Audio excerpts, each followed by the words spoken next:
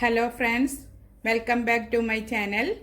ഇന്ന് ഞാൻ വന്നിരിക്കുന്നത് ബനാനയും വീറ്റും വെച്ചിട്ടുള്ളൊരു റെസിപ്പി ആയിട്ടാണ്.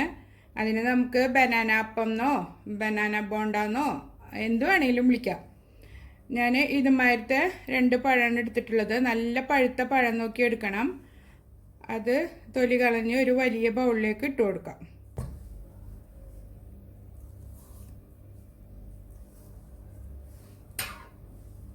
എന്നിട്ട് ഒരു ഫോർക്ക് വെച്ചിട്ട് നമുക്ക് ഇങ്ങനെ ഉടച്ചു കൊടുക്കാം. നന്നായി ഉടച്ച് പേസ്റ്റ് പോലെ ആക്കിയെടുക്കണം. നിങ്ങൾക്ക് ഇടയ്ക്കിടയ്ക്ക് പഴം ഇങ്ങനെ കടിക്കാൻ കിട്ടണമെന്നുണ്ടെങ്കിൽ നന്നായി ഉടയ്ക്കേണ്ട ആവശ്യമില്ല. പിന്നെ ഇത് ചെറുപഴം കൊണ്ടും ചെയ്യാം. ചെറുപഴം എടുക്കണമെന്നുണ്ടെങ്കിൽ 3 ചെറുപഴം എടുത്താൽ മതി. നന്നായി ഉടച്ചെടുത്തിട്ടുണ്ട്. ഇനി അതിലേക്ക് 1.5 കപ്പ് ആട്ടപ്പൊടി അളന്ന് വെച്ചതിട്ട് അരിച്ച് എടുക്കാം.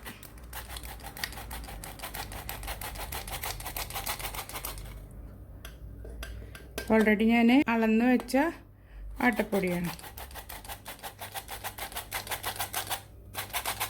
ഇതിങ്ങനെ ഡയറക്റ്റ് ഇതിലേക്ക് അരിച്ചിട്ട് എടുക്കുമ്പോൾ ഇതിൽ എയറൊക്കെ വന്ന് നല്ല സോഫ്റ്റായി കിട്ടും മാവ്.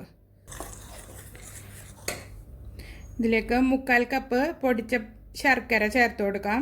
ഇത് ഉരുക്കി ഒഴിക്കണമെന്നുണ്ടെങ്കിൽ അങ്ങനെ ഒഴിക്കാം. ഞാനത് വെള്ളം കൂടി പ്രശ്നമാവരുതെന്ന് കരുതിയാണ് പൊടിച്ചെടുത്തിരിക്കുന്നത്. ഗ്രൈൻഡറിലിട്ടിട്ട് പൊടിച്ചെടുത്തതാണിത്. ഇനി അത് ഇതിലേക്ക് ഇട്ട് കൊടുക്കാം. മധുരം കുറച്ച് മതി എന്നുണ്ടെങ്കിൽ 1/2 കപ്പ് ചേർത്താൽ മതി.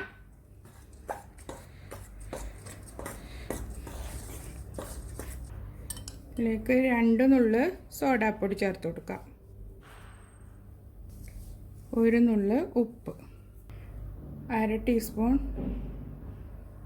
ഏലക്ക പൗഡർ, ഒരു 10 അണ്ടിപ്പരിപ്പ് ഇതുപോലെ കഷ്ണങ്ങളാക്കിയത്, ഒരു 1/2 കപ്പ് തേങ്ങ, കുറച്ച് കിസ്മിസ്. ഇത് ഓപ്ഷനിലാണ്, ഇഷ്ടമുണ്ടെങ്കിൽ ചേർത്താൽ മതി. പക്ഷെ അത് ഇട്ടിട്ട് ഉണ്ടാക്കുമ്പോൾ നമ്മൾ ബോണ്ട ഉണ്ടാക്കി കഴിക്കുമ്പോൾ നല്ല ടേസ്റ്റ് ഉണ്ടാവും. ഇടയ്ക്ക് ഇതൊക്കെ കടിക്കാൻ കിട്ടുമ്പോൾ മിക്സ് ചെയ്തതിന് ശേഷം കുറേശ്ശെ വെള്ളം ചേർത്ത് കലക്കിയെടുക്കാം.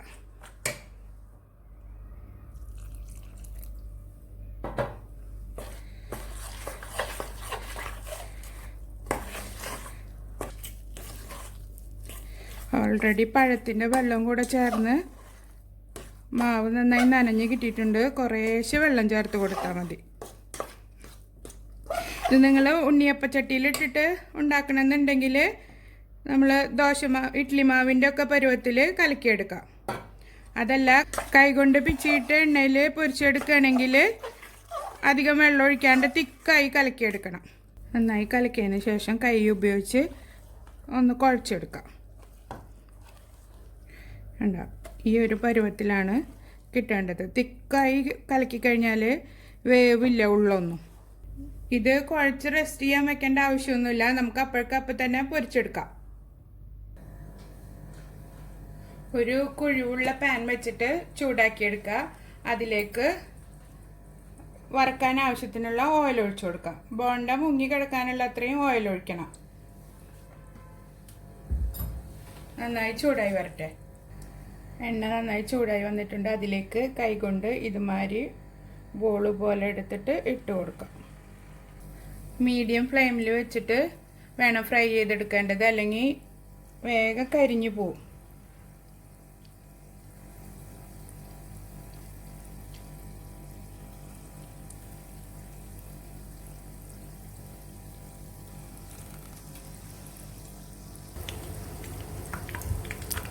ഒരു സൈഡ് ഗോൾഡൻ കളർ ആകുമ്പോൾ നമുക്കിത് മറിച്ചിടാം.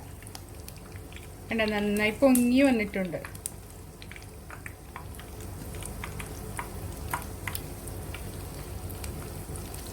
നമ്മുടെ ചായക്കടയിലൊക്കെ കിട്ടുന്ന ബോണ്ടയുടെ വെറൈറ്റി മോഡലായിട്ടാണ് ഞാൻ കാണിച്ചിരിക്കുന്നത്. അതിൽ തേങ്ങയും അണ്ടിപ്പരിപ്പും മുന്തിരിയൊന്നും ഇടാറില്ല. ഇതിൽ ഞാനതെല്ലാം ചേർത്തിട്ടാണ് ഉണ്ടാക്കിയിരിക്കുന്നത്. നിങ്ങൾ ആദ്യമായിട്ടാണ് എൻ്റെ ചാനൽ കാണുന്നുണ്ടെങ്കിൽ സബ്സ്ക്രൈബ് ചെയ്യണം, ലൈക്ക് ചെയ്യണം, ഷെയർ ചെയ്യണം. തൊട്ടടുത്തുള്ള ബെൽ ബട്ടൺ ഓണാക്കി വെച്ചാൽ ഞാനിടുന്ന പുതിയ വീഡിയോസിൻ്റെ നോട്ടിഫിക്കേഷൻ നിങ്ങൾക്ക് ലഭിക്കും.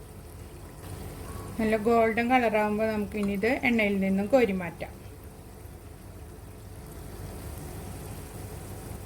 നിങ്ങൾക്ക് വെന്തോന്ന് ഇനി സംശയം ഉണ്ടെന്നുണ്ടെങ്കിൽ ഇതുമാതിരി ഒരു പപ്പടക്കോല് ഉപയോഗിച്ചിട്ട് ഒന്ന് കുത്തി കൊടുത്താൽ മതി. അപ്പോൾ ഇതുമ്മ പിടിക്കുന്നില്ലെങ്കിൽ വെന്തിട്ടുണ്ട്. നമുക്കിത് ഒരു സ്ട്രെയിനറിലേക്ക് മാറ്റാം. കണ്ടോ, നല്ല ബോള് പോലെ വന്നിട്ടുണ്ട്.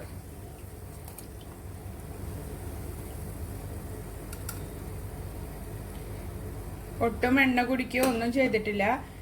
ഇനി അടുത്ത് മാവും നമുക്ക് ഇതുമാതിരി പൊരിച്ചെടുക്കാം. ശർക്കര നമ്മൾ വെള്ളം ഒഴിച്ചിട്ട് ഉരുക്കാത്ത കാരണം അധികം വെള്ളം കൂടുകയോ ഒന്നും ചെയ്തിട്ടില്ല. ഒരു 1/4 കപ്പ് വെള്ളം പോലും വേണ്ടി വരില്ല ഇത് കുഴച്ചെടുക്കാൻ. ആ പഴത്തിലെ വെള്ളവും ഈ കുറച്ച് വെള്ളവും ചേർത്തിട്ട് വേഗം കുഴച്ചെടുക്കാൻ പറ്റും. ഈസി ആയിട്ട് ഉണ്ടാക്കാൻ പറ്റുന്ന സ്നാക്കാണിത്. അതുപോലെ തന്നെ നല്ല ടേസ്റ്റിയുമാണ്. നിങ്ങൾക്ക് ചെറുപഴത്തിൽ വേണമെങ്കിൽ അതിലും ഉണ്ടാക്കാം. ഇങ്ങനത്തെ ഫിലിപ്പിനോ പഴം വെച്ചിട്ട് ചെയ്യണമെങ്കിൽ അങ്ങനെയും ചെയ്യാം.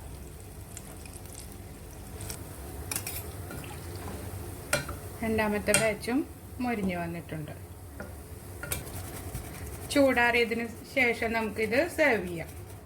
ബോണ്ട എല്ലാം റെഡി ആയിട്ടുണ്ട്. നല്ല സോഫ്റ്റ് ഉണ്ട്. കണ്ട, ഉള്ളെല്ലാം നന്നായി വെന്തിട്ടുണ്ട്. നല്ല അറ പോലെ ആയിട്ട് ഇരിപ്പുണ്ട്. അതുപോലെ തന്നെ നല്ല ടേസ്റ്റിയുമാണ് കഴിക്കാൻ. എല്ലാവരും ട്രൈ ചെയ്ത് നോക്കണം. 4 മണി ചായക്ക് പറ്റിയൊരു സ്നാക്കാണിത്. ഇഷ്ടപ്പെട്ടാൽ സബ്സ്ക്രൈബ് ചെയ്യണം, ലൈക്ക് ചെയ്യണം, ഷെയർ ചെയ്യണം. Thank you for watching.